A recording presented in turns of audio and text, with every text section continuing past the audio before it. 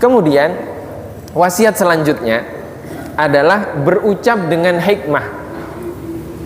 Syekh Muhammad bin Siddiq radhiyallahu taala anhu berkata, "Kalamuka hikmatun." Aku pun berwasiat agar perkataanmu memiliki hikmah.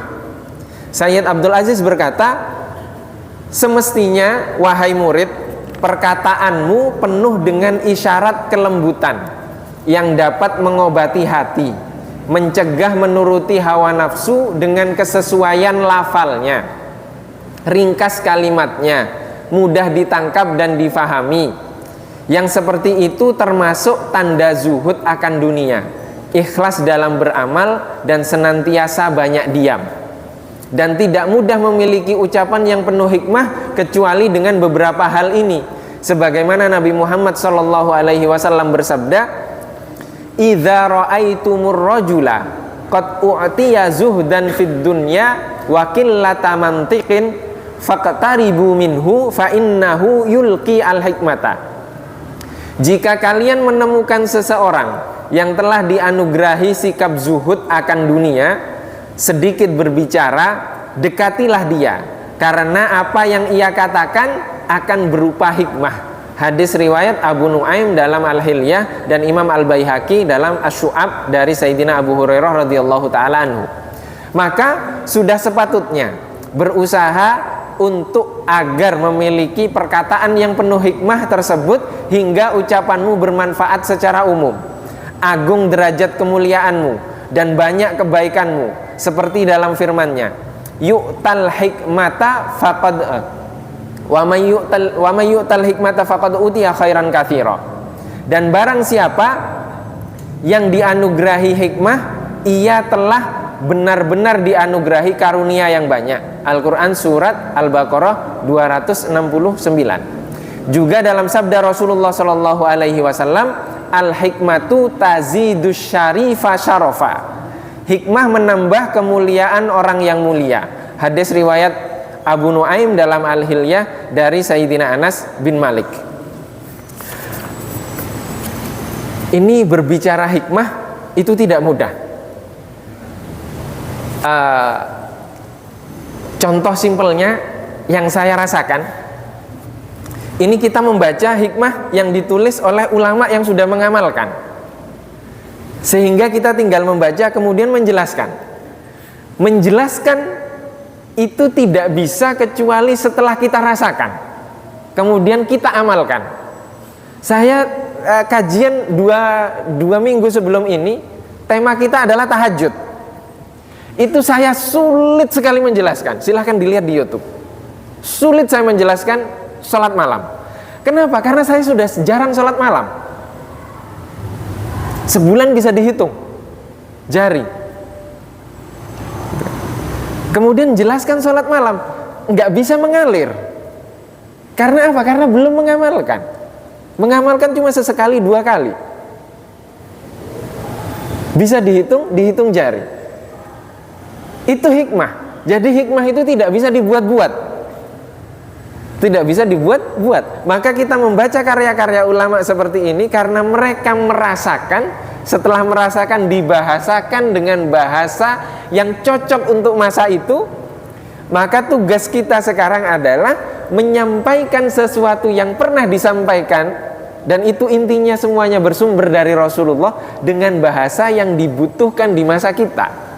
Dan itu tidak bisa kecuali kita sudah hidup dengan wasiat itu, hidup dengan hikmah itu, sehingga kemudian keluar hikmah-hikmah tersebut. Keluar hikmah-hikmah tersebut. Maka berkata dengan perkataan hikmah mustahil bisa keluar kecuali setelah kita mengamalkan. Minimal sekali seumur hidup. Agar apa? Agar kita bisa hidup dengan itu.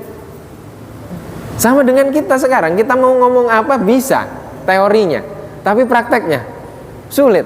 Tapi kalau sudah dipraktekkan, tidak butuh persiapan untuk ngomongnya. Karena apa? Karena sudah hidup dengan itu. Sudah hidup dengan itu. Dan ketika sudah hidup, ya sudah, dia tinggal keluar saja itu hikmah.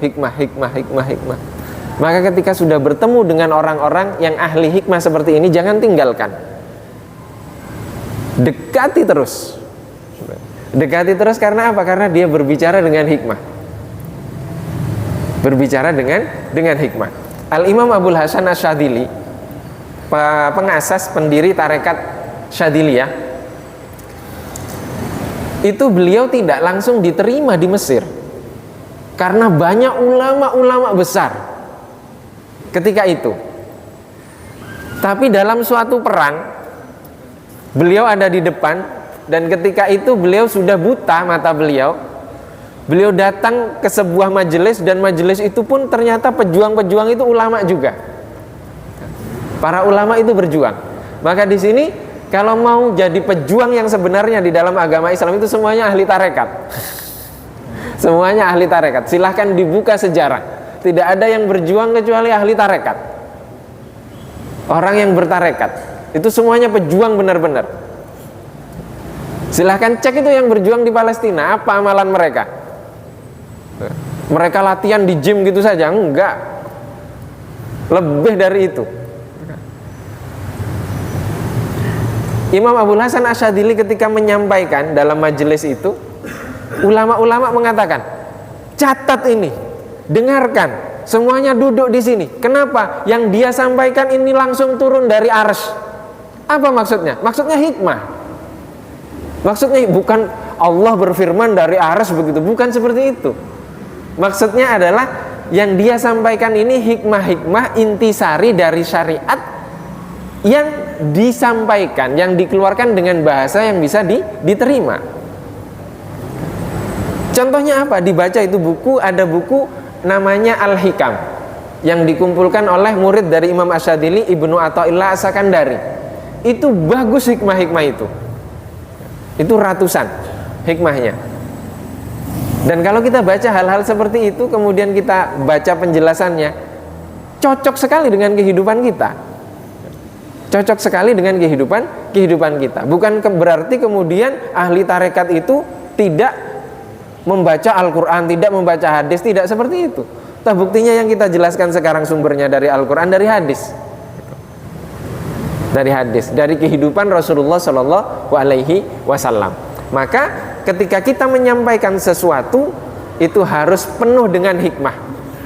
Penuh dengan hikmah dari apa yang kita sampaikan, sehingga tidak sembarangan. Coba kalau kita mikir sekarang di masa-masa seperti sekarang ini, kita mau nulis sesuatu di media sosial, di WhatsApp, kita pikir dulu, ini ada hikmahnya atau tidak? Ini ada hikmahnya atau tidak? Atau justru menambah pertengkaran? Kita pikir dulu. Hal-hal seperti itu karena apa? Karena ya itulah kehidupan kita sekarang. Kita sudah kurang dari hikmah, hanya bisa lempar sana, lempar sini, tidak menambah tenang, tapi menambah pertengkaran. Terus bagaimana kita bisa diberikan pemimpin yang bisa menyatukan kalau kita sendiri adalah sebab dari pertengkaran tersebut? Sebab dari pertengkaran tersebut. Dan semoga Allah Subhanahu wa taala membersihkan hati kita, sehingga kemudian Allah memberikan hikmah-hikmah melalui perkataan kita, perbuatan kita, tindakan kita, dan Allah memberikan keistiqomahan kepada kita untuk terus mengikuti Rasulullah Shallallahu Alaihi Wasallam. Allahumma amin. Ini saja yang dapat kita kaji pada kesempatan kali ini. Mohon maaf apabila ada kekurangan. Wabillahi taufiq wal hidayah wa ridha wal inayah. Wassalamualaikum warahmatullahi wabarakatuh.